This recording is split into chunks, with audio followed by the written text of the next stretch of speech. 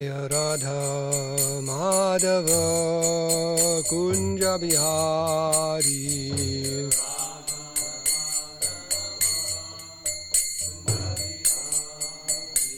Jaya Radha Madhava Kunja Bihari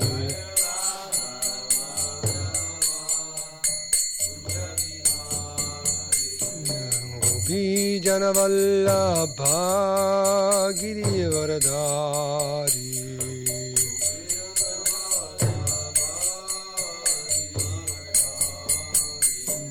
Gopi Janavallabha Girivaradhari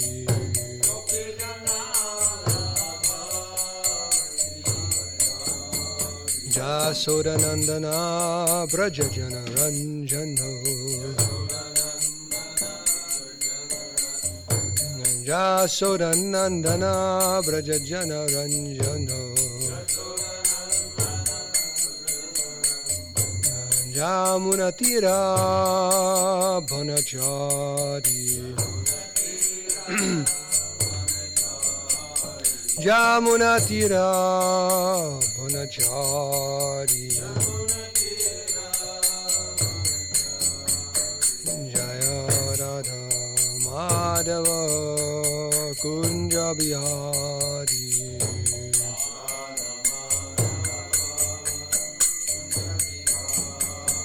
Jaya Radha Madhava Kunja Bihari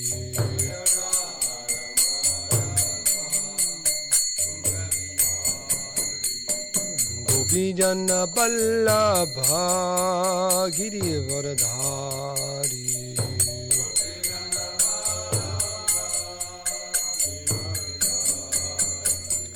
Gopijana Vallabha Girivaradhari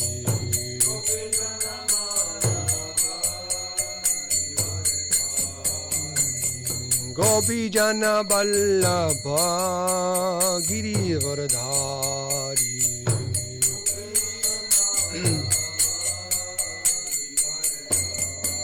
Jasodanandana Brajajana Ranjano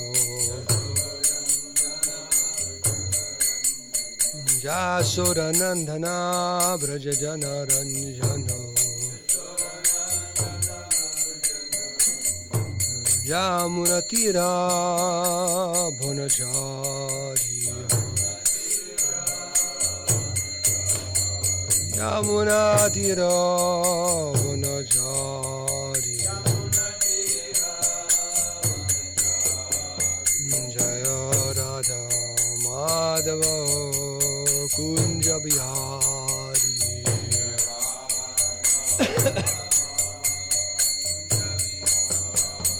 Jaya Radha Madhava Kunja Bihari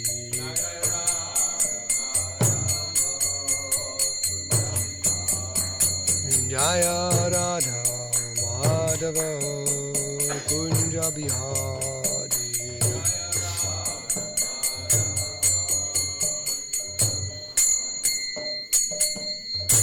Sri Sri Radha Madhava Ki Sri Sri Radha Giridhari Ki Jai Grantara srimadbhagavatam Ki Jai Samveda Bhaktivinoda Ki Jai Jai Vishnubar Paramhamsa Pravraj Ki Jai Jashodhara Shri Srimad is Divine Grace of Charanara Ravinda Bhaktivedanta Swami Srila Prabhupada Ki Jai Jai Om Vishnubar Paramhamsa Pravraj Ki Jai Jashodhara Shri Srimad is Divine Grace Srila Bhakti Siddhanta Saraswati Goswami Maharaj Prabhupada Ki Jai Ananta Koti Vaishnava Vrinda Ki Jai Grantara Srimad Bhagavatam Ki Jai Samveda Bhakti Ki Jai Go Premanandi All glories to the assembled devotees, all glories to the assembled devotees, all glories to the assembled devotees, all glories, Sri Guru, Sri Guru.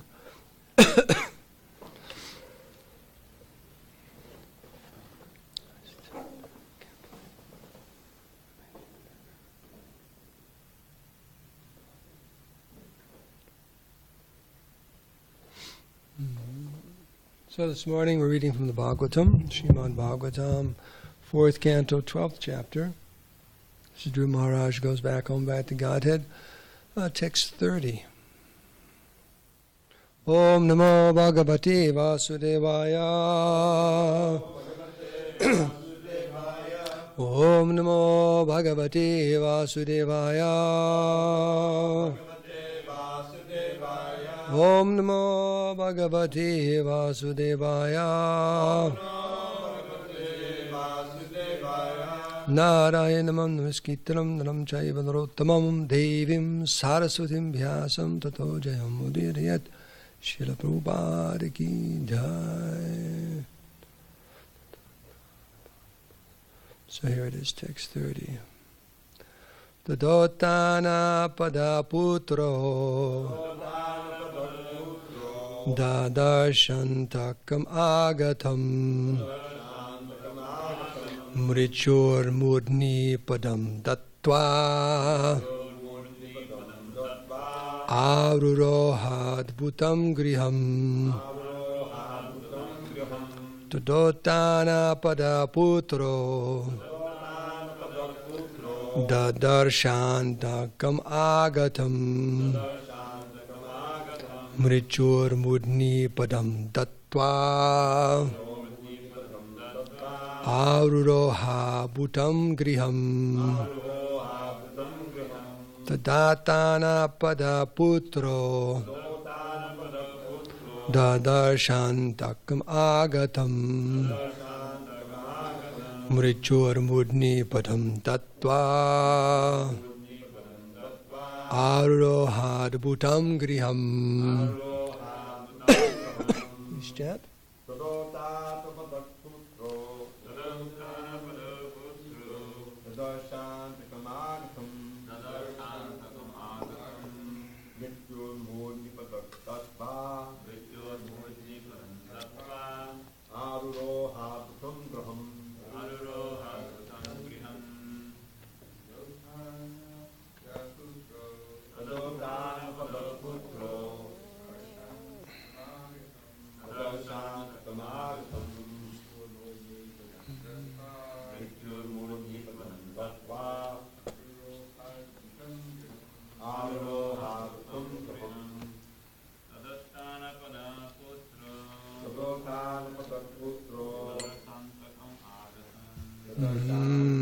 Agatam mrichur mudni padam tattva arurohad bhutam griham. Tadotana padaputro tadarshantakagatam mrichur mudni padam tattva arurohad bhutam griham. Tadattana padaputro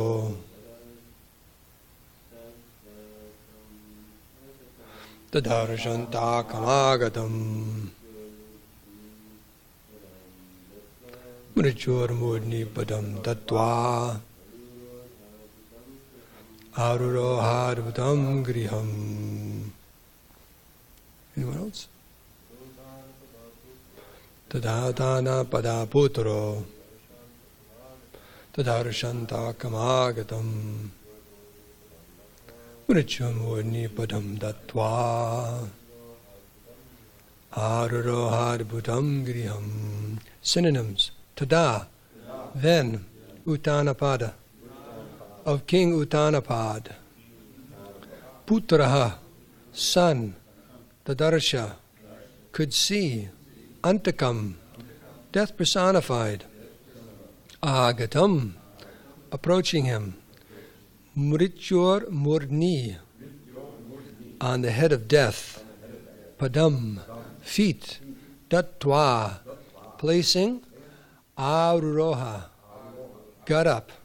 Adbhutam, wonderful. Griham, on the airplane which resembled a big house. Translation and purport by Srila Prabhupada. When Dhruva Maharaj was attempting to get on the transcendental plane, he saw death personified approach him. Not caring for death, however, he took advantage of the opportunity to put his feet on the head of death and thus he got up on the airplane, which was as big as a house. Please repeat. When Dhruva Maharaj was attempting to get on the transcendental plane, excuse me, he saw death personified approach him. Not caring for death, however, he took advantage of the opportunity to put his feet on the head of death, and thus he got up on the airplane, which was as big as a house. Purport. To take the passing away of a devotee and the passing away of a non-devotee as one and the same is completely misleading. While ascending the transcendental airplane, Dhruva Maharaj suddenly saw death personified before him, but he was not afraid. Instead of death's giving him trouble, Dhruva Maharaj took advantage of death's presence and put his feet on the head of death.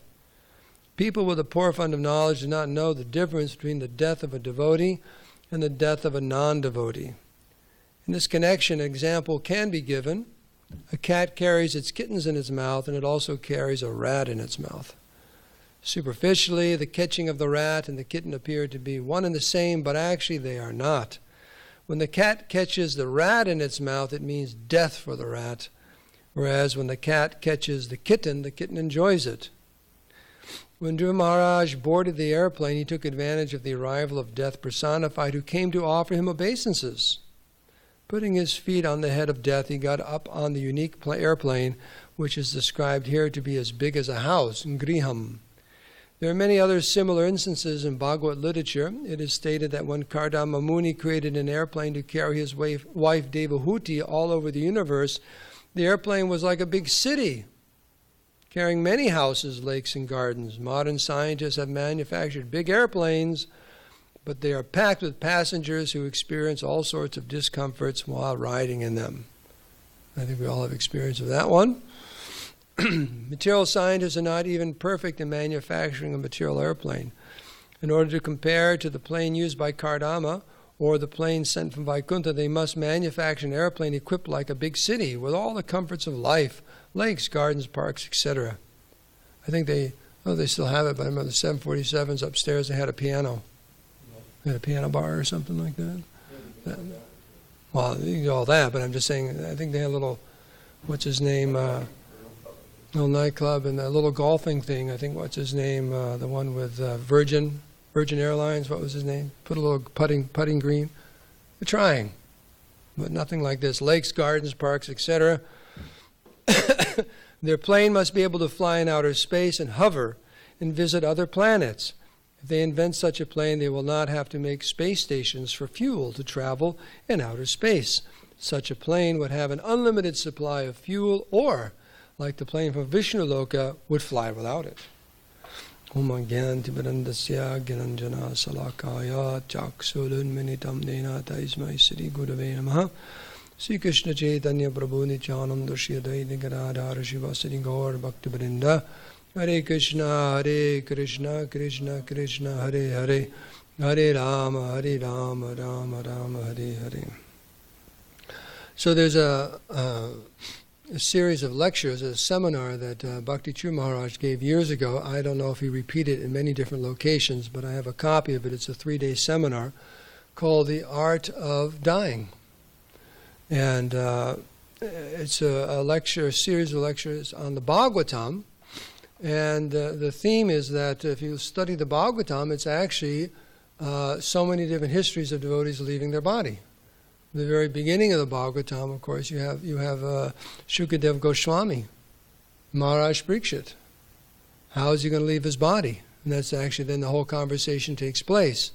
Of course, before that, in the second canto, you have the Pandavas leaving timely. And what are they doing? So if you look, one way to look at the Bhagavatam, in many ways, is a succession of so many different stories of devotees who are leaving their body. So that's the Bhagavad literature. So it's extremely important. Of course, there's an example here we'll give about the cat and the kitten, but another example is, just like you go to the college and preach, you ask college students why they're at the campus, and no one says anything about graduating. And what's going on here? Oh, it's a great party, university, this and that, and so many different things. But no one's thinking about graduating, about getting a degree. You think, well, what are they doing here? Really, the central purpose of going, putting in those 4 years or graduate school or whatever, is to get a degree. Correct? Am I right? Am I wrong? I mean, you know, sometimes you hear stories of parents getting upset that they send their child to college and they spend all this money. The child never goes to class, just parties the whole time. And then after a few years, well, what happened? And then sometimes, there's true stories, and then some people criticize the parents. How could you let your child go to college for 1, 2, 3, 4 years and never check to see if he ever went to class? He's burning through, you know, $30, $40, $50, $100,000 of your money. You never even look to see if he had any grades or anything like that. They're just as spaced out as their kids. It happens. It actually happens. It's amazing. So the real purpose of going to that university is really to get the degree, to graduate and move on, not to stay there because it's a fun place to be. I guess if you want to stay there because Kevin has lunch there on Wednesday, that's to your credit, but other than that. So the same thing is, the point is the human form of life, the purpose is dying, believe it or not. How we die, that's the big test. That's the big test at the end. That's what's going to determine everything. One example is given, just like if you have a game, like a soccer game or football game, it has the different quarters, or I guess, I don't know if they're all the quarters have, you know, go back and forth. Oh, this team is 3 points ahead, this team's, you know, then all of a sudden this one's 5 points ahead, back and forth. But ultimately, what score is the score that really matters? At the end, you may be 90 points ahead in your basketball game, but all of a sudden in the second half, they come back and they win by 1 point. You lost the game, you lost the World Series, you lost the cup, whatever. It's how it all ends up. So it is said that a person's life or a culture or a society, their definition of life has to be, most importantly, how they see death. How do you see death? Because that's the one thing you can't get around. You can get around all kinds of things, right? Many different problems in life you can get around or get through, but there's one thing you just can't get around, and it's coming. You know, it's like getting tied down on a railroad track. You can hear the train in the distance. You got to do something about that, right? Help me, Snidely Whiplash or whatever. Remember that? You got to do something about it. You know, you can say, okay, put a little pillow there for my head or something. You got to get off the track. That train is coming. Now, it may not be there for a while.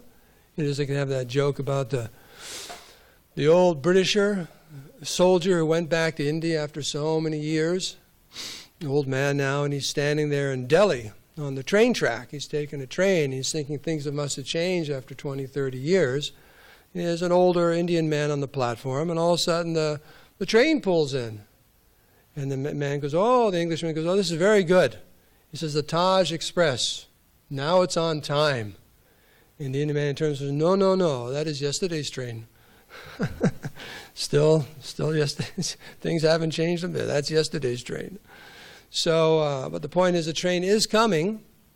We may not exactly know when, but it's coming and how we're going to deal with it. So it's quite substantial. And I was just reading a little article by Rabindranath Prabhu, and there he made the point that sometimes you go to an ordinary person's funeral. He says sometimes you notice this subliminal or reserved mood of let's get this done and over with. You know, it's very uncomfortable being at a funeral for a materialist. It's very uncomfortable. And they want to finish it up and then go to the wake or the reception or whatever where there's alcohol and something to eat, to forget about it. To forget about it. Because they can't process it. Because one of the bodily concepts of life, you can't process it except for it's all over. It's all over. Right at the end of our endeavor for sense gratification. Or it's unanswered questions, and that's that's unnerving also. I don't know. So if you don't know something, one way to deal with it is just forget about it. Just forget about it. Not recommended, but that's one way people deal with things. If things are a little bit too difficult, can't understand it, you just kind of like skim over it and try to forget about it. So one could define material life like that. There's very most important things in life, we don't want to deal with it, so we just try to forget about it as long as possible. But forgetting about it doesn't mean it's going to go away. Sometimes the example's given that there are some animals when they are being hunted, and then all of a sudden at the last moment, when they realize they're going to get caught, and say you're a rabbit and there's a fox there, this or that, sometimes they say they just close their eyes. They just close their eyes like it's going to go away. Yeah, like less than a second. But they close their eyes. That's what they say. I don't know if it's out of fear or whatever, but you just close your eyes like it's gone, like a disappearing ray. Just close your eyes. So, Prabhupada says in the purport, wonderful example that, because he's making the point, there are differences, a world of difference between how a devotee lives and how a non-devotee lives, or someone in the bodily concept of life. It may appear, well, the body gets old or diseased, and then there's death. So what's the big difference? So, excellent example Prabhupada gives here is you have a cat is carrying a rat in its mouth, and a cat is carrying its kitten in the mouth. What's the big difference? Well, there's a big difference, especially if you're the rat. Because when that cat catches you in its mouth, what does it mean? The cat is death personified. It's over. Like that. But what is the kitten thinking when the mother cat has it in his mouth? Oh, this is my mom. She's probably bringing me someplace safe or something like that. She feels very, very comfortable, very, very nice. So this is a wonderful example because it shows how the devotees see death. It's like Dhruva Maharaj, death was coming. He didn't run away. Actually, death personified was coming to offer obeisances. All respects to such a wonderful devotee is going back home, back to Godhead. And Dhruva Maharaj took advantage of that because it was a big airplane, like a house, so he needed to step on something. So death offered his head. And Dhruva Maharaj just stepped on his head and stepped into the airplane. Not a problem at all. Like that. Not a problem. The Prabhupada tells a story about people being afraid of death. There was that one person who was afraid of death, which is Yamaraj. So you know what his plan was so Yamaraj wouldn't get near him? Yeah. He smeared stool all over his body. Thinking, well, Yamaraj comes. He says, oh boy, stay away from this guy. It didn't work. It didn't work. People are afraid of death, and they have so many interesting plans how to deal with it. So how a devotee passes away, how a non-devotee passes away, quite different. So I thought I'd read, because of the time here. I'll read a section. First, kind of understanding of how a gross materialist leaves their body. This is taken from the teachings of Lord Kapila Dev in the description of adverse fruitive activities. So there's about 6 verses here. I'll read the English translation. So, this is not something we wish upon anyone, but unfortunately this is how many, many people's lives end. So, the foolish family man does not become adverse to family life, although he is maintained by those whom he once maintained. Deformed by the influence of old age, he prepares himself to meet ultimate death. Sometimes this is the most painful part of the process. It's not even the dying, it's the years before death and the suffering of some illnesses and also the neglect of family members, where they just try to get rid of you. You become a burden. I don't know if it's in this section where Prabhupada says even there are aboriginal tribes where they take the old man and kill him and have a feast. They eat his body. It's kind of like, that's a burden. So the old man, what to do? So you just, or some societies, I think up in northern regions, they actually put the person on a sleigh or something and just bring him out in the cold and let him freeze to death. Because it's a burden to take care of them.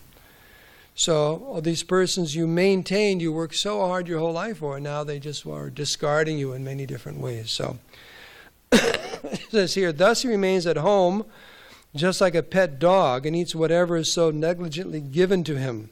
See, now they don't even want you at home. They put you somewhere else. They don't have to see you.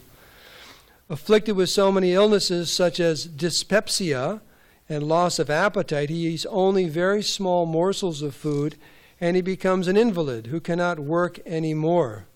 In that diseased condition, his eyes bulge due to the pressure of air from within, and his glands become congested with mucus. Maybe this is what's happening to me. He has difficulty breathing, and upon exhaling and inhaling, he produces a sound like gura gura, a rattling within the throat. In this way, he comes under the clutches of death and lies down, surrounded by lamenting friends and relatives. And although he wants to speak with them, he no longer can because he's under the control of time.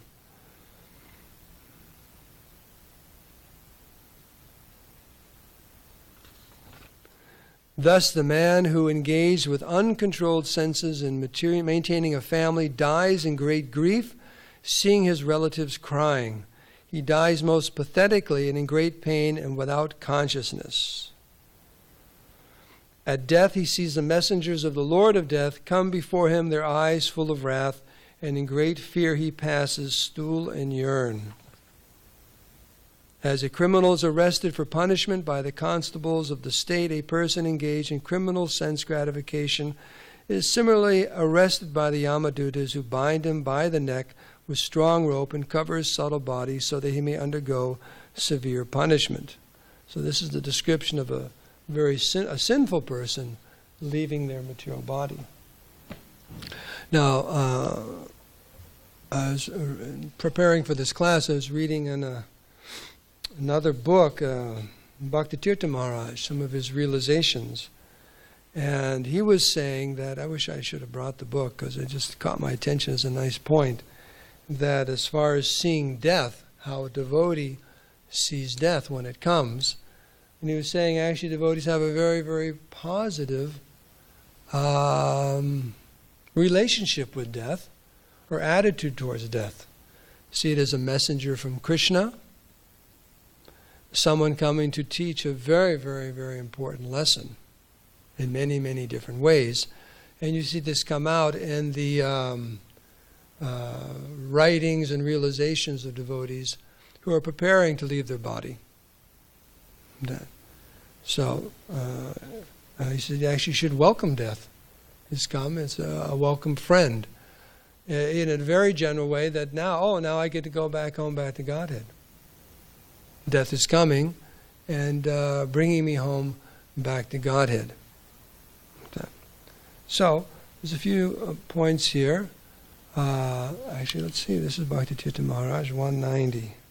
So these are just excerpts taken from the book Many Moons, which is the pastimes, the disappearance pastimes, and some information about the lives of these great devotees in our movement. And I have time to read a little bit. But just to get an idea, because we just read how a sinful person leaves their body, this is some instances of devotees, how they left their body. So, page 190. This is Bhakti Tirtha Maharaj.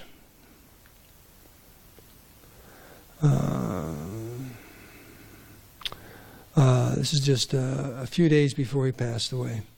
The next day, Bhakti Tirtha Maharaj asked a devotee from South Africa, Baba Bhakti Dasi, to lead kirtan. Lying on his bed while she was singing, he started whirling his arms like he had done when he was dancing. Although he couldn't get out of his bed and dance, he was dancing internally. Guru Maharaj appreciated the kirtans very much. He would close his eyes and chant along with the devotees.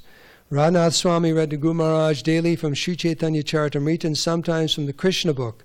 One day he was reciting the pastime of Krishna lifting Govardhan Hill, and Guru Maharaj became very happy and excited and said he wanted to go on Govardhan Parikram.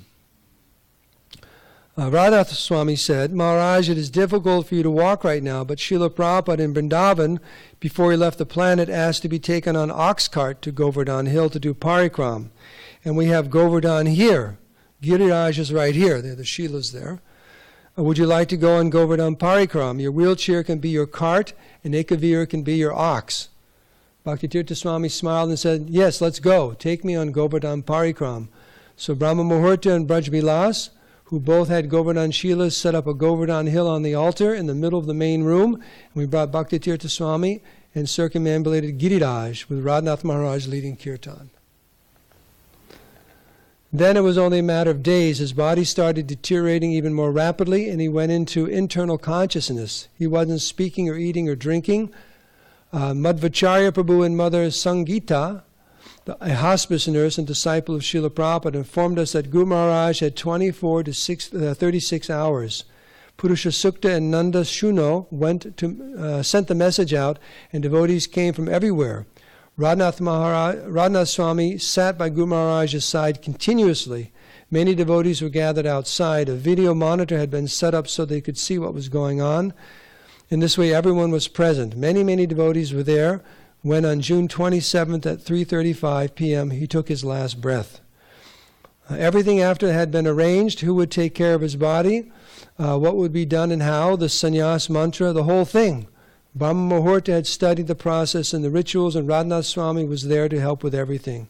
Guru Maharaj himself had actually been involved in many of the arrangements.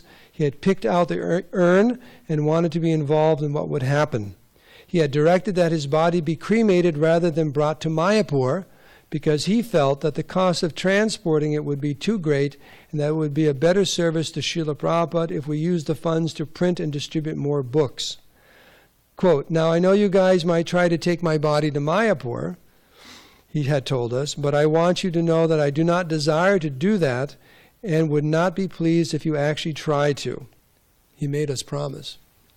So it was all very organized, and everyone worked together. When the body was ready, the devotees carried it on to the temple in kirtan procession. Kalpavriksha had carved a beautiful table, and the body was placed on it before the deities for the last program. There was kirtan and foot bathing and artik. Flowers were offered, many, many garlands, and the devotees came forward to touch his foot. Radhanath Swami, he had one foot at that time, right? His lotus foot. Radhanath Swami performed the artik, and Danudar Swami and Chandamula Swami were also present. The temple was packed with sobbing devotees. The program went on for hours until about 1 in the morning, when Ekavirya, Brahma Muhurta, Dhruva Maharaj, Vrindavan, and Jagannath Pandit accompanied the body to the crematorium. One amazing thing was that even though Bhaktitirtha Swami had been in so much pain during his last days after he departed, and we had bathed his body and placed it on his bed before carrying it to the temple, we saw a smile on his face. You could see it in some of the photos. It just appeared naturally. Bhaktitirtha Swami Maharaj ki jai. And this is this Archana Vigraha. Yes, but not to go to India and have his body. I don't know.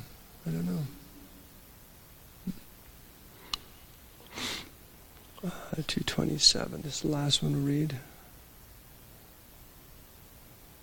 Her name is Archa Vigraha. Passed away in Vrindavan years ago. And she was the one who inspired the hospice, and the Bhaktivedanta hospice and everything.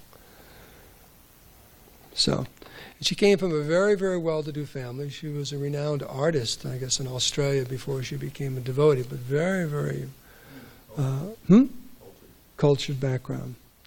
Archa was so refined, and she had been accustomed to having the best of everything, but here she was, far from country and family and modern facilities, accepting rides to a mediocre hospital. There's an Ayurvedic hospital, the very famous Kabiraj there.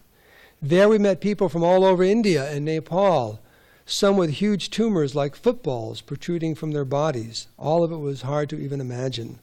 When the series of treatments was complete, we returned one last time to Vrindavan, where Archa had become more and more absorbed in Krishna consciousness. She was like a great saintly person finishing up her life on earth, and other saintly persons came to see her, both to bless her and to receive her blessings. Giriraj Swami came to Vrindavan to be with her, and despite his duties in Bombay, he stayed with her until the very end. Archa's experience during this time convinced her of the need for a hospice in Vrindavan, and Maharaj promised her that he would complete one.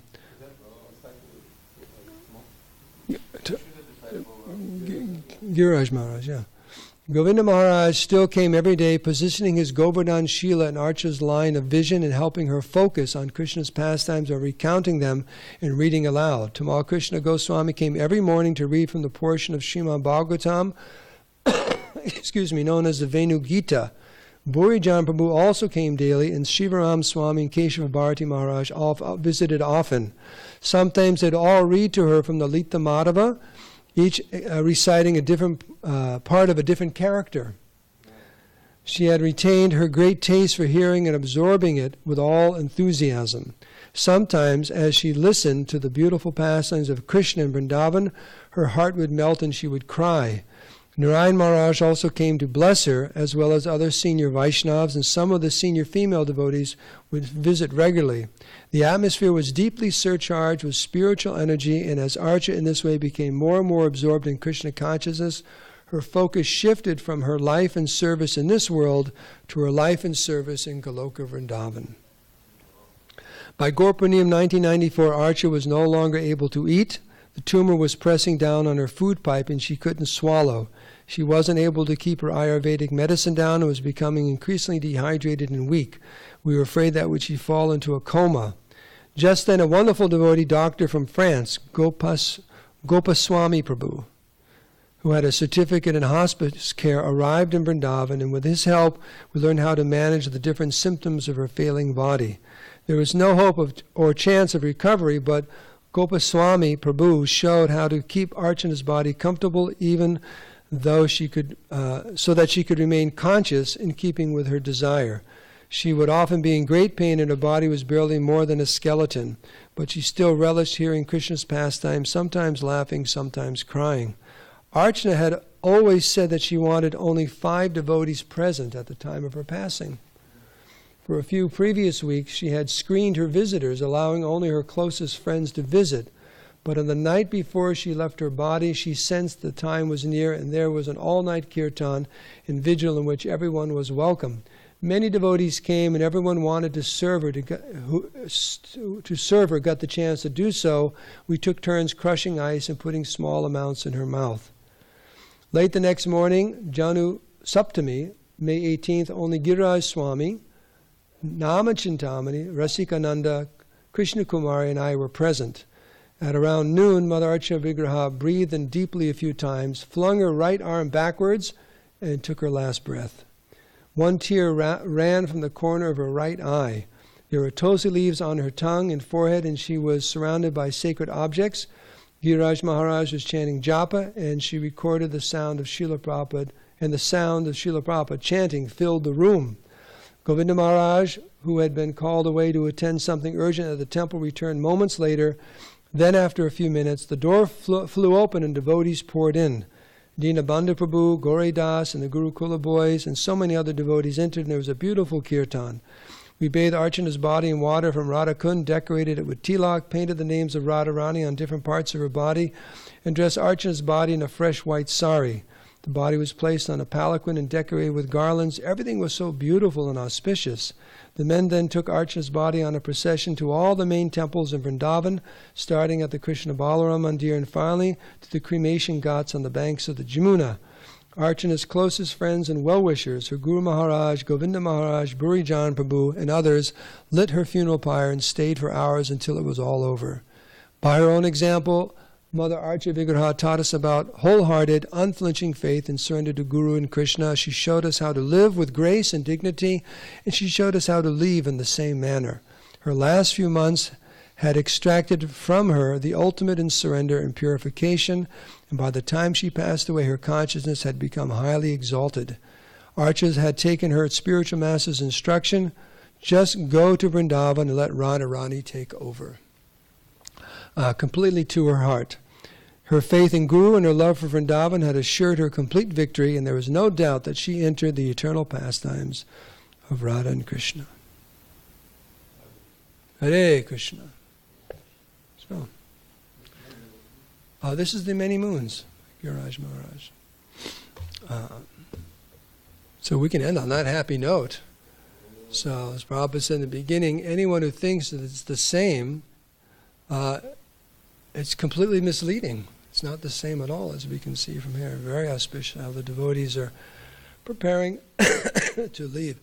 And another point that Rabindrasut Prabhu made in that article he wrote, it's in the other book we have by Giriraj Maharaj, but he said that, many times you'll go to a hospital and the devotee passes away, and then the people working in the hospital make a comment about how the atmosphere is completely different than other people passing away.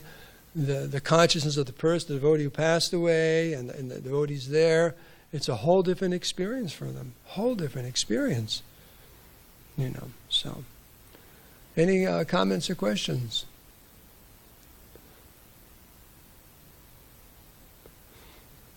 Hare Krishna. Srila Prabhupada ki jai.